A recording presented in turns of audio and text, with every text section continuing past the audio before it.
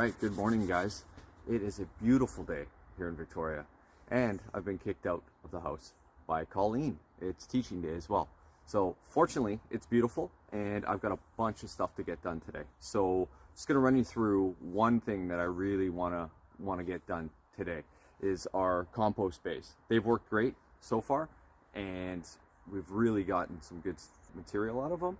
But what we have is we have a giant cedar tree above me and then laurel bushes behind me.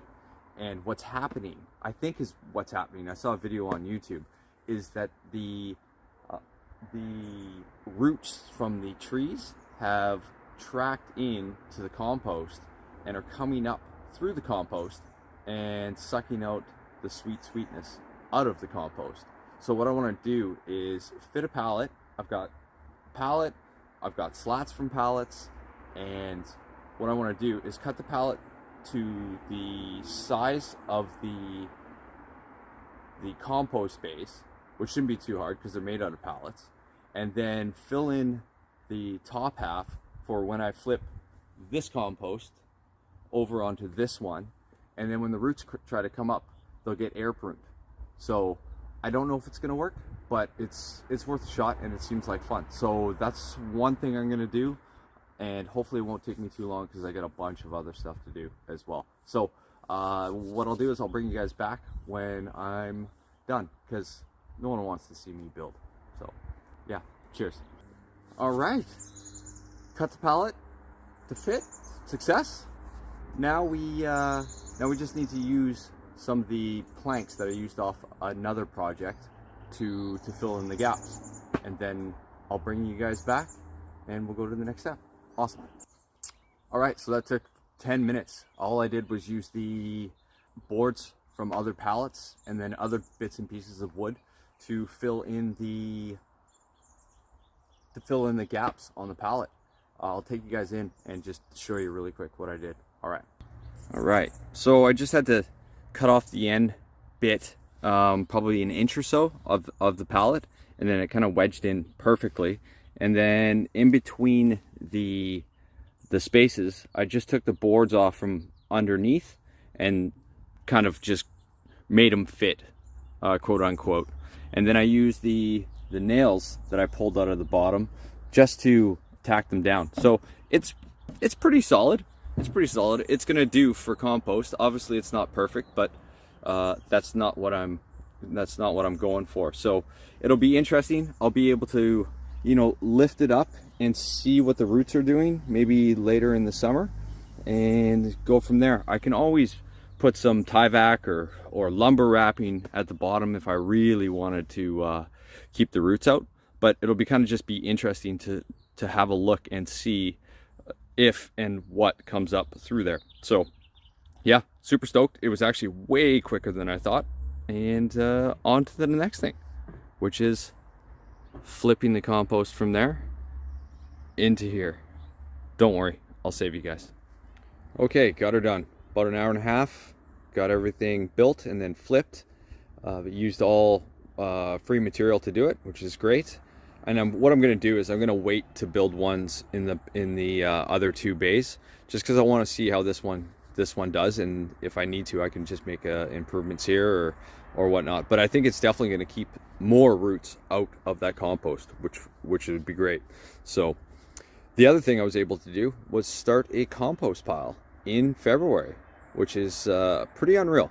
Our neighbor mowed her grass yesterday, and she hasn't put any pesticides or fungicides on her grass. So I said, hey, can I have it? And yeah, she gave it to us. So I was able to collect a whole bunch of browns that we had stored around, mowed it with a lawnmower, mixed everything up, threw some coffee grounds in from the coffee shop, and bingo, we got ourselves our first compost pile. Obviously it's not very big, it's not going to get very hot, but that's fine. The worms and microorganisms can start working on it, so that's going to be great. And as I was putting the grass in, it reminded me of something that we participated in last year. I'm sure a lot of you gardeners know about this, but we didn't. It's called No Mow May. It's an initiative to help pollinators early in the season get to food sources. So what we did was we didn't mow, or Clive didn't mow the grass in May, and then he didn't mow it actually in June. And in the backyard, I think he only mowed it a couple times. So there was nice patches of clover, some other flowers came up, it looked really pretty, and then we just let the lawn go dormant, which was kind of new for us, but it looked great, it worked great, and something I would highly encourage you to do if you weren't aware of it. And if you are aware of it, maybe encourage a friend to participate in it. All right, so it's time to build the raspberry cage. We're going to be putting our raspberries in the back there, and then I think we're going for blueberries up front here. So I need to build a structure that will support 3 raspberry canes.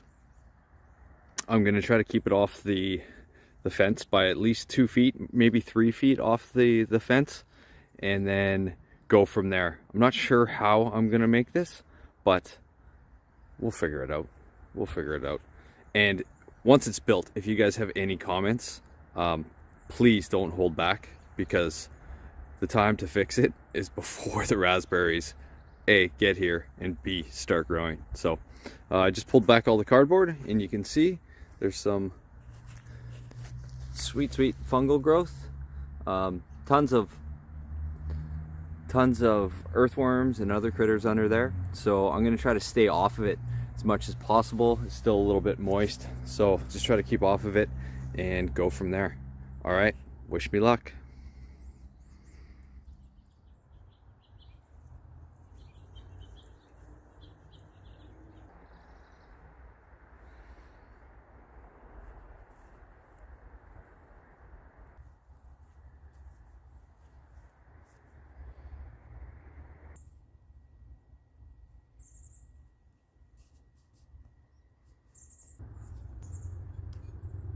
Got these off a fence post, or fencing, off a fence post that holds 2x4s. So I'm gonna fix it to the 2x4 and also at the other end, and then have wood coming out.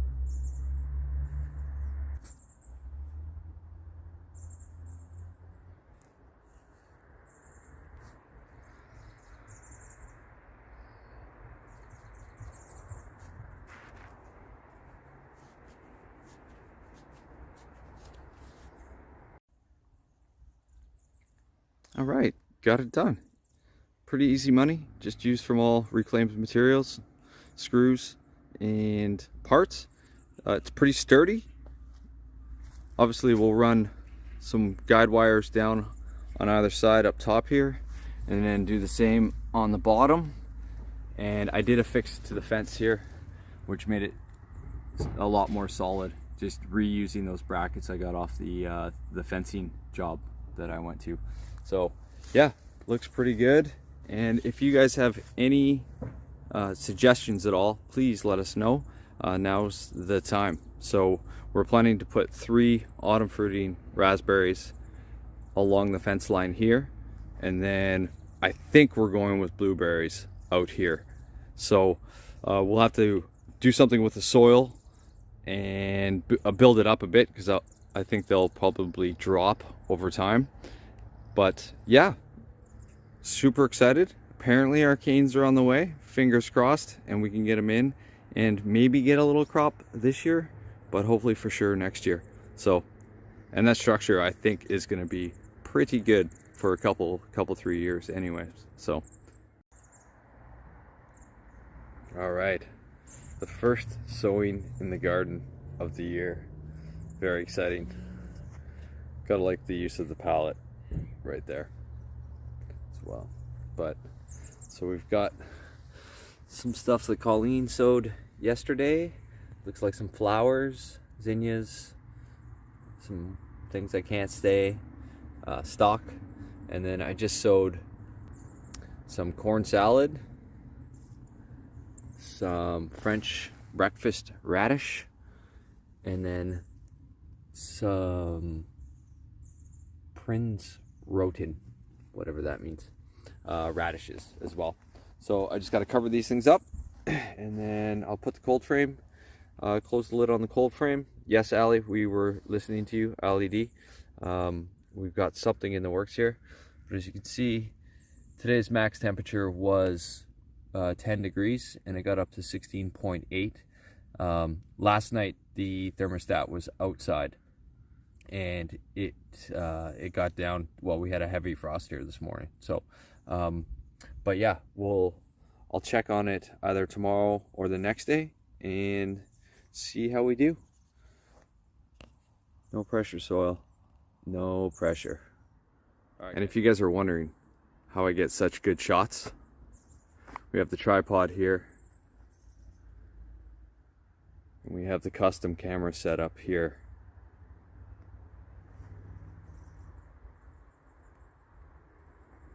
Only $19.99.